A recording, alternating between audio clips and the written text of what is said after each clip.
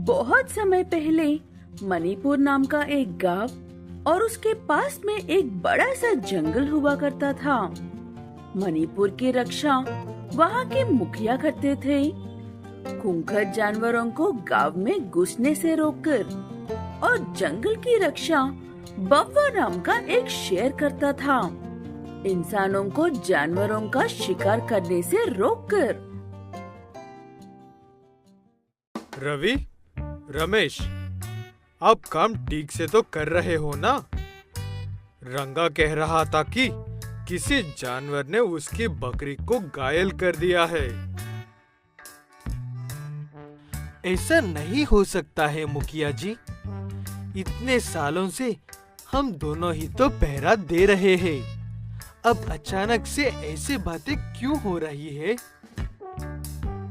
गांव वालों की भी बात सही थी और रवि रमेश को भी कुछ नहीं कह सकता था। इसलिए दुविधा में पड़ा हुआ मन्नू मुखिया फिलहाल के लिए सब बंद कर देता है और सबको घर बेच देता है। खरगोश की जिम्मेदारी थी ना ये? कहाँ पर है वो? वो कितने लापरवाह कैसा हो सकता है भला? उसकी कोई गलती नहीं है बाबा जी। खरगोश अपना काम अच्छे से ही कर रहा था। लगता है वो इंसान उसे ही उठा कर ले गए हैं। खरगोश इतनी देर छुपने का नाटक नहीं कर सकता है। ये काम ना बव्वा की प्रजा कर रही है और ना ही मन्नू की प्रजा कर रही है। ये सब एक चालाक लोमड़ी के काम है। उस जंगल का मुखिया बनने के लिए उसने बहुत बार जंगल का मुखिया बनने की कोशिश की थी, लेकिन बाकी जानवरों को लगता है कि एक शेर को ही उनका मुखिया होना चाहिए। फिर भी ये लोमड़ी अपनी कोशिशों से हार नहीं मानता है। किसी की मदद करने के लिए भी कितने पापड़ बेलने पड़ रहे हैं। इन बेवकूफों को क्या पता, मदद किस्मत वालों को मिलती है बस। ऐसे अपने आप में बात कर रहे लोमड़ी की बातें सुन रहा एक तोता जोर से हंस पड़ता है और उस लोमड़ी से ऐसे कहता है, तुम मुझे बहुत ही मजेदार लगे। तुम मेरा एक काम करोगे तो मुझे यकीन हो जाएगा कि तुम्हारी बातों में सच्चाई है।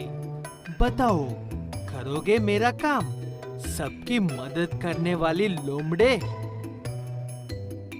जोशीला लोमड़ी झट से तोते की बात मान लेता है और आराम से पेड़ के नीचे बैठे हुए तोते के लिए एक फल तोड़कर देता है। लोमड़ी बिना मुंह से पकड़े और बिना एक खरोच के। वो देखकर तोता बहुत खुश होता है। अरे वाह लोमड़ी भाई, तुमने तो मेरा दिल ही जीत लिया है आज। बताओ, क्या चाहिए तुम्हें? ऐसा कुछ भी नहीं है जो मैं तुम्हें नहीं दे सकता हूँ। मुझे बस एक शेर बना दो, उसके बाद मुझे पता है उस जंगल का मुखिया कैसे बनना है। क्या कहा? एक शेर? ठीक है, मैं बना तो दूंगा, लेकिन इसके पीछे थोड़ी सी शर्तें हैं। उन पर ध्यान दोगे तो कोई दिक्कत नहीं होगी। लोमड़ी पूरी बात सुने बिना हाँ कर देता है। वैसे वो शरारतें ये थी कि लोमड़ी को झूठ नहीं बोलना है। अगर ऐसा किया तो उसका रूप फिर से बदल जाएगा और हर झूठ पर वो बदलता ही रहेगा।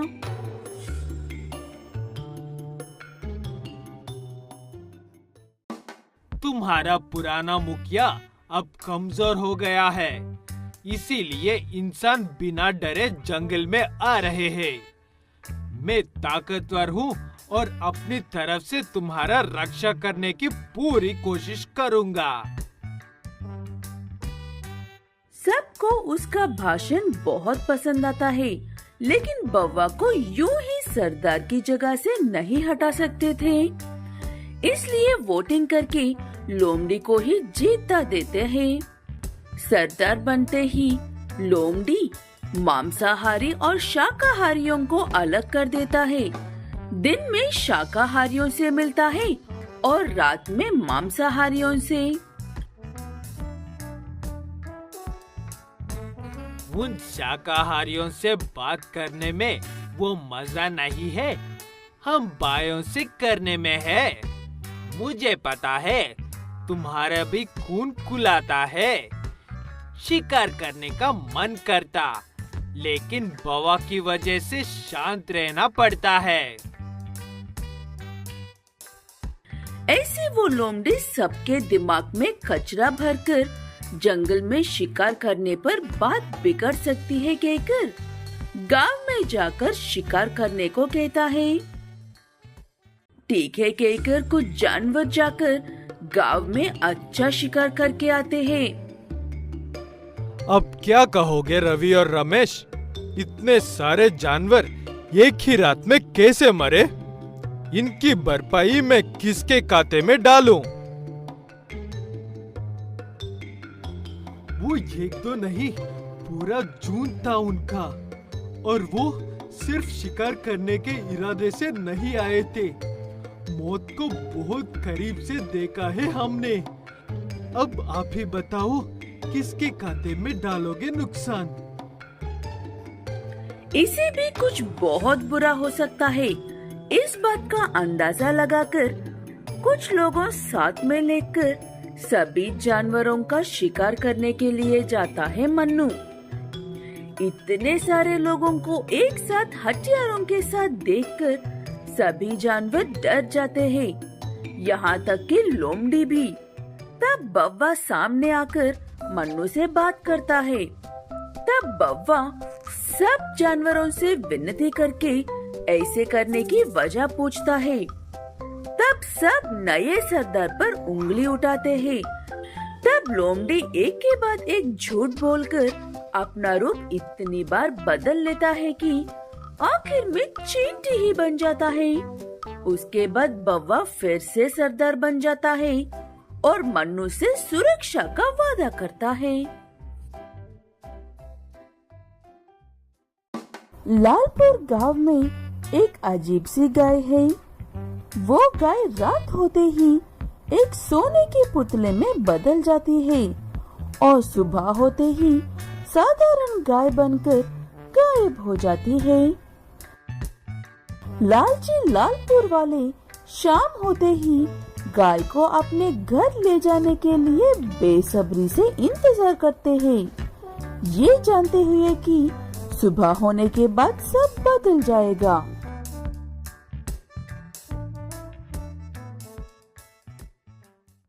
आप अभी तक बाहर क्या कर रहे हो जी? खाना खाकर सोना नहीं है क्या? सुबह जल्दी उठकर खेत में भी जाना है। मैं उठ जाऊंगा सुबह जल्दी, तुम खाकर सो जाओ कुंती। मुझे कुछ काम पूरा करना है, वो करके आ जाऊंगा। ऐसे कहते हुए कलवा उस मूर्ति बनी हुई सोने की गाय को गांव भर में तलाश कर ढूंढ लेता है और अपने घर लेकर जाता है। कलवा उस सोने की गाय का इतनी रात में कुछ भी नहीं कर सकता था, फिर भी उसे देखकर सोचने लगता है उससे कैसे फायदा उठाए कहकर। इतनी रात को कोई खरीदार नहीं मिलेगा और सुबह तक ये नहीं रहेगी। अब मैं क्या करूं? इसे ऐसे ही जाने दे तो? इसे ऐसे ही जाने तो नहीं दे सकता हूँ। ऐसे कहते हुए कलवा उस गाय को सुबह होने तक देखते हुए बैठता है। ऐसे देखने की वजह से वो गाय अपना रूप ही नहीं बदलती है। वो देखकर कलवा की खुशी का ठिकाना नहीं था। कुंती, कुंती, यहाँ पर आओ, देखो क्या है मेरे पास। कुंती।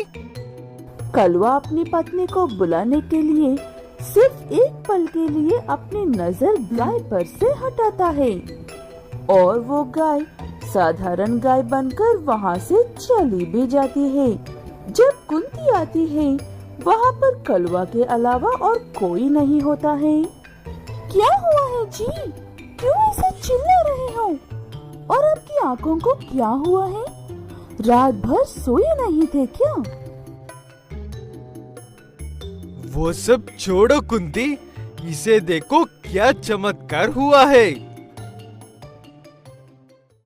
कहाँ गई? अभी तो यहाँ पर ही थी।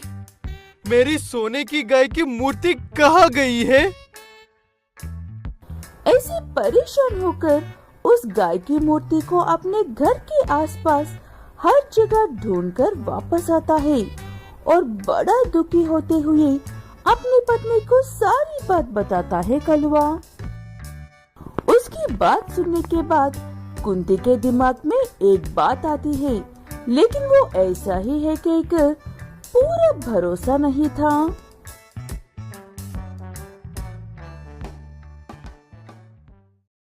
तुमने कहा था कि रात भर बैठकर तुम उसे देख रहे हो और वो सोने की मूर्ति वैसे ही थी, लेकिन एक पल को उस पर से नजर हटाकर मुझे आवाज देते ही वो गायब हो गई है।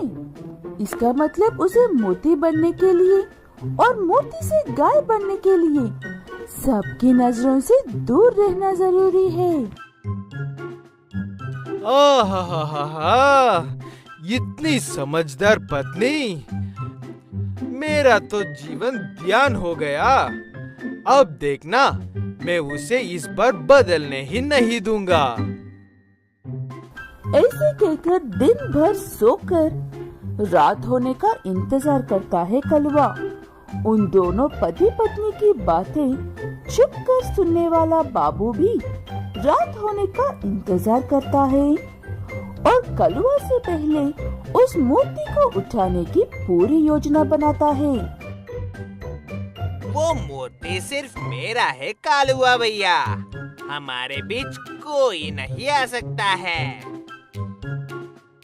ऐसे बाबू उस गाय की सोने की मूर्ति को कलवा से पहले उठाने के लिए अपने साथ एक वैन को लेकर तैयार बैठा है। झट से उस गाय को वैन में रखकर फट से गांव के बाहर भागने के लिए। ऐसे शाम होती है और कलवा की नींद भी पूरी होती है। एक तरफ से बाबू, दूसरी तरफ से कलवा उस गाय को ढूंढते हैं। ये बाबू आज कुछ तो गड़बड़ करने वाला है, ऐसा लग रहा है मुझे। इसे ही करने देता हूँ सारी मेहनत। मैं जाकर इस वैन में बैठ जाता हूँ। ऐसे कलवा चुपके से जाकर वैन में बैठ जाता है। थोड़ी देर ढूंढने के बाद बाबू को वो गाय की मूर्ति मिल जाती है। वो उसे झट से उठाकर अपनी वैन में रखकर सीधे शहर की ओर चल पड़ता है। मुझे तो अभी भी यकीन नहीं हो रहा है। मैं शायद अब इस दुनिया में सबसे बड़ा धनवान बनने के लिए जा रहा हूँ। तू अकेला नहीं है मेरे भाई, मैं भी यहाँ पर हूँ।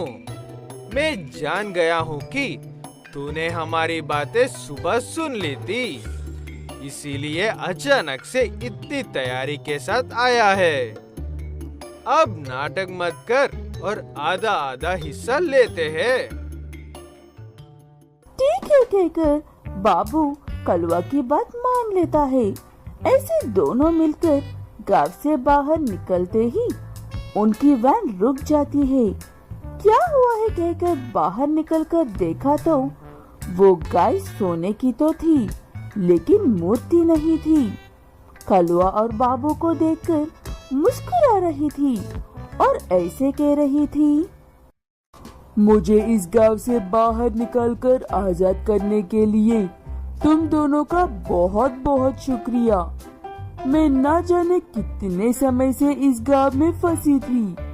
तुम मुझे बेचकर धनवान बनने वाले थे ना? जाओ, तुम्हें मुझे आजाद करने की खुशी में धनवान बन दिया।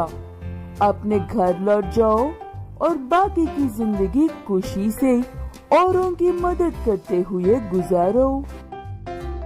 ऐसे कहकर वो गाय वहाँ से उड़ जाती है। उसकी बातें कितनी सच्ची है और कितनी गलत, इस बात से अनजान दोनों परेशान घर लौटते हैं। अपने घरों में पड़े हुए खजाने को देखकर पहले तो खुश होते हैं, उसके बाद गाय की बात याद करते हैं।